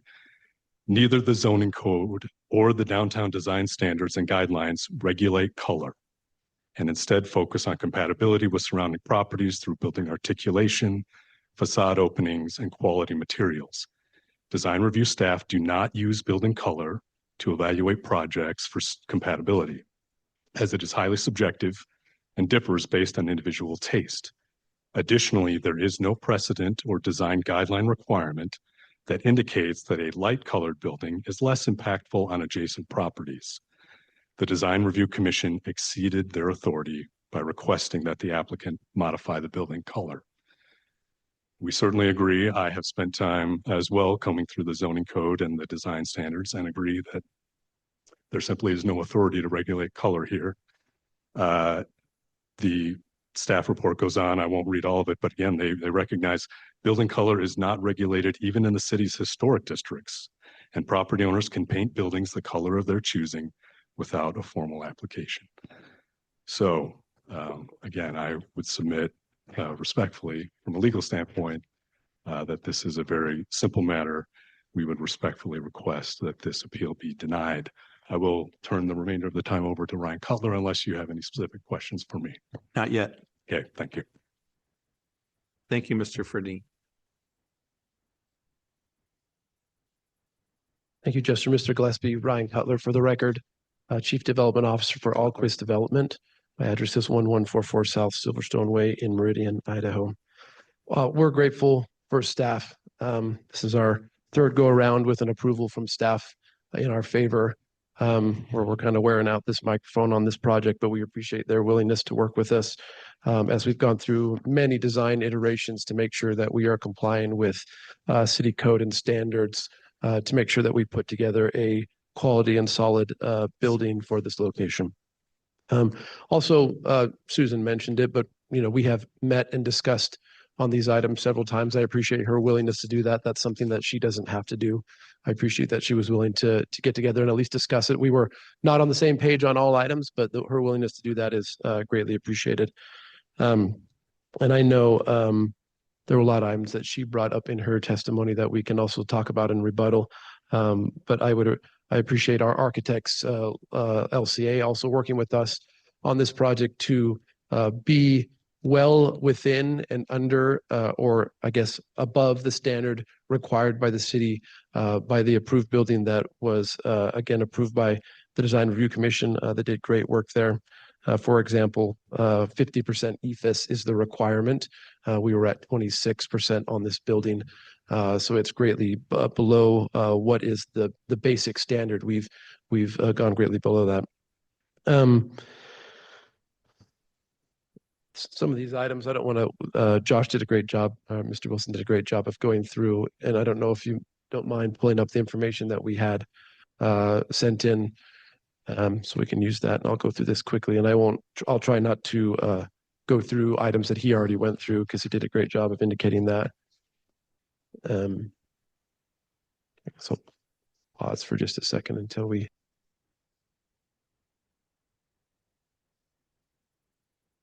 get to that point. Is there any chance we could pause the clock while this is going on? Yes, sir. While that's getting pulled up, the description was correct. Originally, when the building was brought before the Design Review Commission, we had not received any indication from ACHD on an approval of a potential second the ability to exit onto that street. So one access was utilized at the corner of Fifth and the alleyway. That's why it resides there. We did subsequently receive a letter from them indicating they would not oppose that the existing access that is located there be utilized. That's when the transition in the building happened. I think we've kind of discussed the reasons for that. We got a one-way alley. We've got a lot of conflict. We've got a lot of pedestrian conflict. I don't need to go through that. I think we all see where that is. And just to give you an idea, if this is going to work. Maybe not. That's the first plan. Yeah, that's the With one the that doesn't in and have out an from doesn't the have an alley exit. You'd have that to doesn't show the challenge there, right? If you go down to that end of that got it. row, you're kind of hosed and you back out, and Yep. it just receives a lot of conflict. Yep. It's not working. If you go to the next one, yeah, please, thank you. Keep going. So keep going. One more actually. So the location, there's an access point there. There's a driveway there now that is a exit only. It is signed as an exit only there on the current property. So we are not changing anything that doesn't exist out there right now, utilizing this as an exit only. And as Justin indicated, not triggering anything that would challenge us to move our access at Fifth and the alley. Again, by not doing this and not having that circulation, we are required to have 99 parking stalls in the building. We are at 99 exactly how it's designed, and it was a challenge for us to even get there. Any adjustment to the ramp of where it is now eliminates our ability to get required parking by the city standards. So allowing that exit to go out the other side just makes for greater flow for what could be up to 200 daily trips of vehicle through the garage. We can go ahead and move on to the next slide. Although we can't really see the images that are on the slides. So, Mr. Cutler, let me just, while we're messing around with that, just say, again, this is not a review of the initial decision made by DRH. So DRH's decision is right in front of me in writing. Yep. They approved the 6th Street exit, Mhm. right? So we don't need to discuss the appropriateness of that decision. That was part of the DRH decision. Sounds good. I just want to make sure that we're all on the same page of what exactly is being appealed Yeah, here. we 'Cause I just think want that's to been a challenge. discuss the director's approval, administrative approval. That's what's being appealed. And we, as stated, and I'll make this very simple. I'm just going to wait for him so he doesn't start my time. Let's just go to the color of the buildings. There's two buildings. Again, we agree with staff. The precedent has already been set for buildings of this color. The one on the left is downtown Boise. The one on the right is in the north end, very near to where this project currently exists. I'll go to the next one. Again, this is, as you can see, similarities there. So we agree again with staff and their recommendation for the Design Review Commission operating outside of their authority to tell us what color of building we can and cannot have. As Mr. Ferdine and Mr. Wilson have discussed, the color of this building could be changed very easily if we wanted to the week after the project was built. So in the interest of all of us, we agree with the approval to keep and maintain the dark building as approved by staff. It is interesting, and I do this as respectfully as I can, not trying to cause injury or make somebody upset about things, but Susan is complaining and doesn't like the color of our building that we're proposing because it doesn't fit into the overall aesthetic of the current area. The next slide is a structure that is owned by Susan. Yep. Please stop.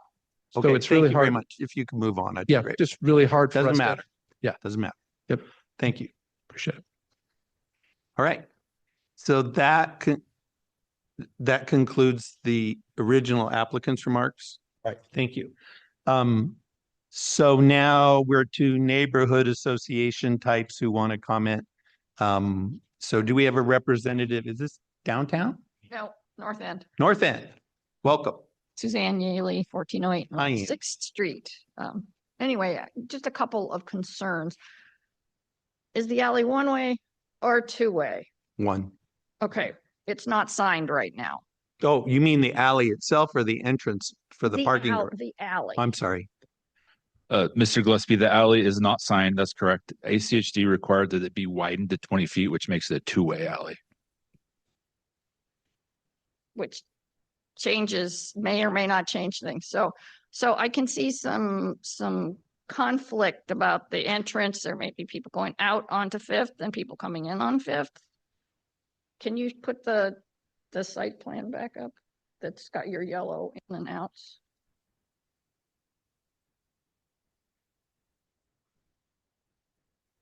So it's in only off the top. Right, but if the alley is coming, the alley is two-way there. So Hmm. people coming in Fifth, Mhm. people going, so there may be some conflict there, just that.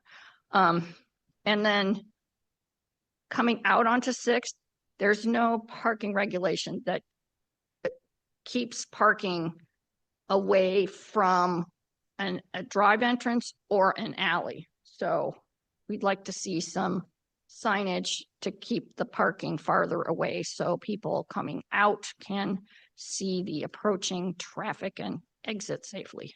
So I think that's all Thank my you very remarks. much. Thank you. Is there anybody else here who wishes to testify on this matter tonight?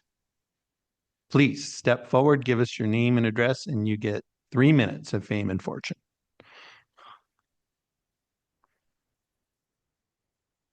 My name is Valerie Roberts and I reside at 418 West Franklin Street, just kitty corner from the project.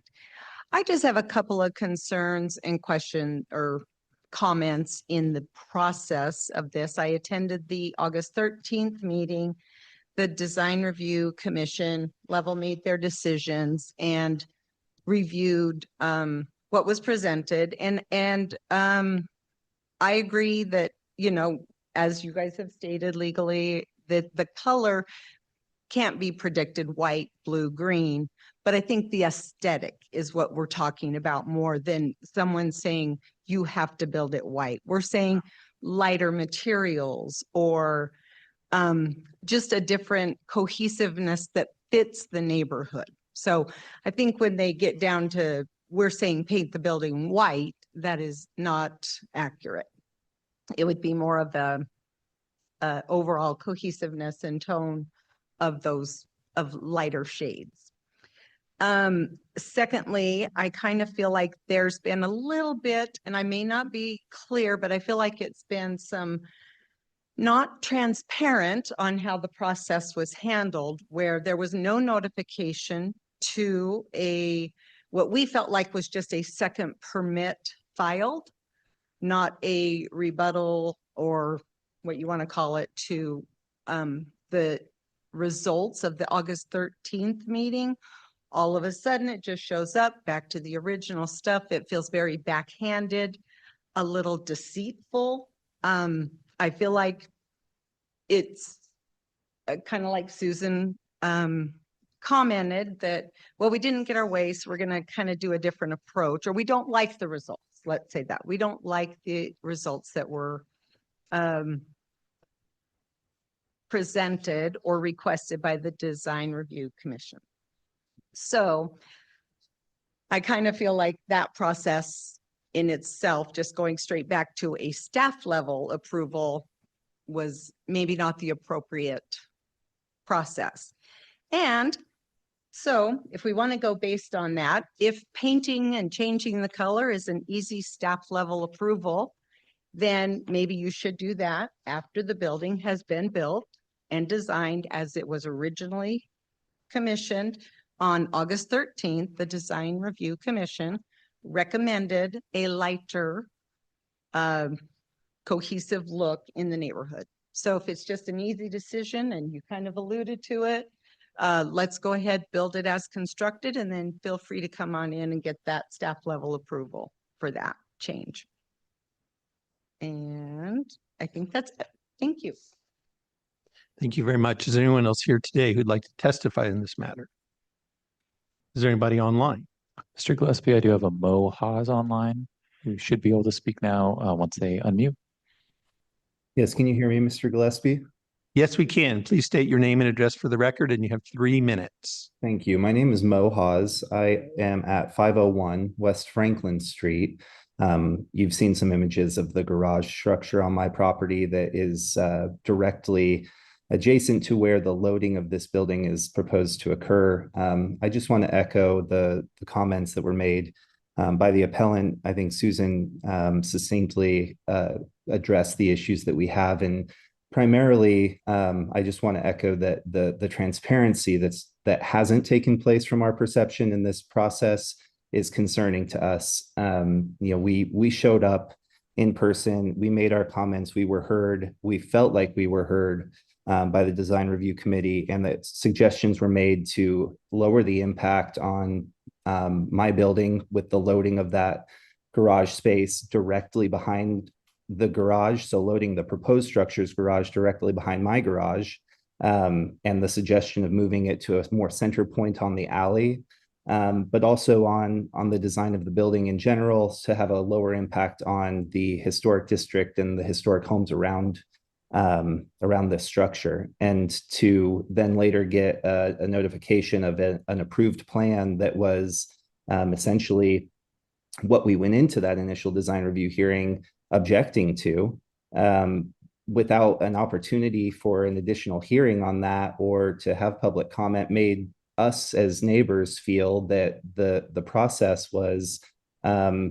for naught. I don't know what the purpose is in having people come and share their feelings about this proposed structure, and meeting with the city if the city, or rather if the applicant can just circumvent that somehow and do what they'd like to do anyway. And that's sort of how this process has felt. So I appreciate where you sit in your position in this appellate level, and there are questions about ACHD here and things that you're not probably addressing at this moment, but just wanted to again echo the support for the appellant in this case. And I appreciate your time in hearing me. Thank you. Thank you very much, Mr. Hawes. there anybody else online or in present who'd like to testify on this issue? Okay, so hearing none, so now it's time for rebuttal. We do a double rebuttal in this case. So we start with the original applicant and then we conclude with the appellant. So the original applicant has up to 5 minutes of time. Thank you, Mr. Gillespie. Just want to, Can you just give your name? And oh yeah, address? sorry about that. So- Ryan Cutler, Thanks. Aquas Development, and Justin may jump up again if we have time remaining and if he needs to. And I don't know if staff, if you might be able to, sorry, pull those pictures up again. I just want to talk about the comments that were made, if I could. And I appreciate, I didn't realize Mo was online. He was available and met with us on site as well. So I appreciate him showing his time. If you could go to the one right above where your cursor is. There was a lot of discussion about the alleyway and it being two-way. That van is parked in the alleyway. Although it indicates that maybe it is 20 feet there, I can tell you between that power pole and Mo's garage is not 20 feet. And so whether a power pole is in the wrong way or something's going on there, I just wanted to point that out, that indicating that this is a two-way alley is a stretch. The 6th Street, anything with 6th Street as far as access goes going away doesn't defeat anything regards to the conflicts that would happen at 5th Street. That's where the approved access is. I will let staff talk about notifications. We went through the process, which is in our right to have staff level approval on those things, just like the appellate did on their right to be able to appeal that has us here tonight. So I'll let staff address any of those questions of why we are here tonight. And Justin, if you have any other concerns, we'll go through that. Again, just grateful for your time that we were able to come and discuss this evening, and we stand with staff's decision to deny this appeal. Thank you. Thank you, Mr. Cutler. Ms. DeSelhorst.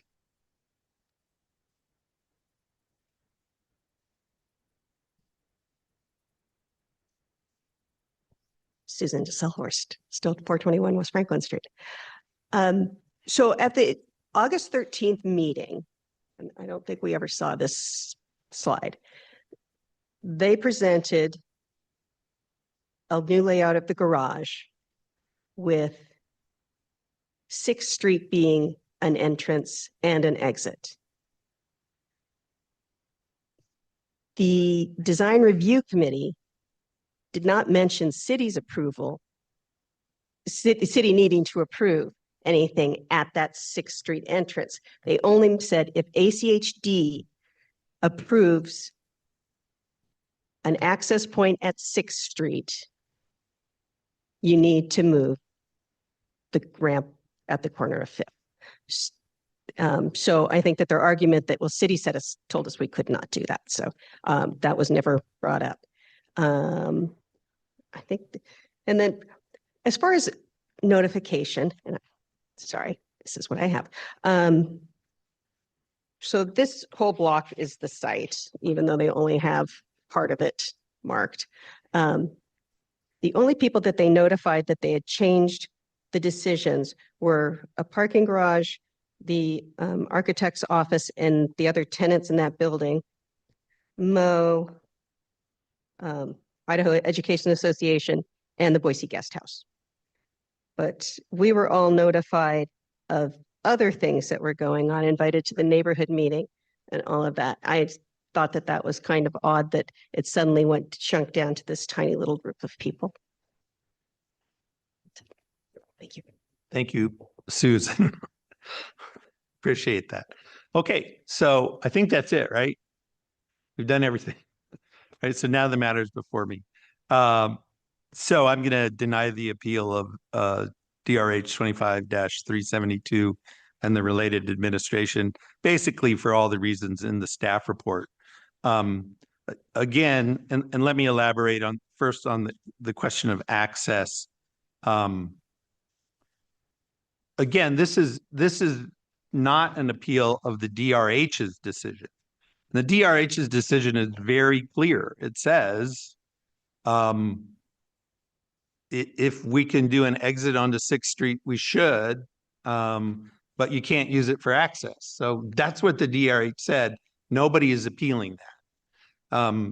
So that means I have an exit on 6th Street and you got to take that access where it is on the alley. So that's pretty simple, cut and dried issue to me. I don't see what else the director could have done but approve that, since that was as directed by the DRH in their final,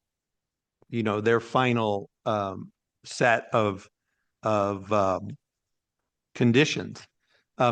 Just as a side note, I've sat on P and Z for 14 years, and during deliberation, there's all kinds of people who say all kinds of things about an application. What eventually matters from a legal point of view is what we actually put into the findings and conclusions and conditions. So from my point of view, when talking about that sequence of DRH hearings, all I really care about is the conditions of approval that they finally issue. And so that's what I'm looking at with respect to conditions O and conditions P, which I think are fairly clear. I think it's more interesting case related to the color issue as to whether an applicant can change the color of the building, since it's been represented to me that the approved DRH design had pictures or renderings of the building in white or some very light color. And that the condition of approval or the approval letter from DRH said pursuant to the plans submitted. Presumably those plans included that lighter color. I think the city is taking a very cut and dried point of view that color, that the DRH was acting outside of their remit by specifying color. But on the other hand, the DRH approved a picture or a rendering. So I'm a little bit interested in how that would shake out if it ever was more thoroughly discussed. But in this case, I don't think there is a basis just purely on color for denying what the director did. In other words, to me, the director in approving that permit didn't make a clear and obvious error in this respect regarding color. So I think there could be a difference of opinion. I might argue with the director on that. But again, in my position, the appeal criteria is there's just an error. And I think there's an ambiguity, but not an error. And I think that's an interesting problem that at some point I will be interested in what happens, but that's where we are. So that's my decision. Thank you very much. Wish you all a good night. Have a good January.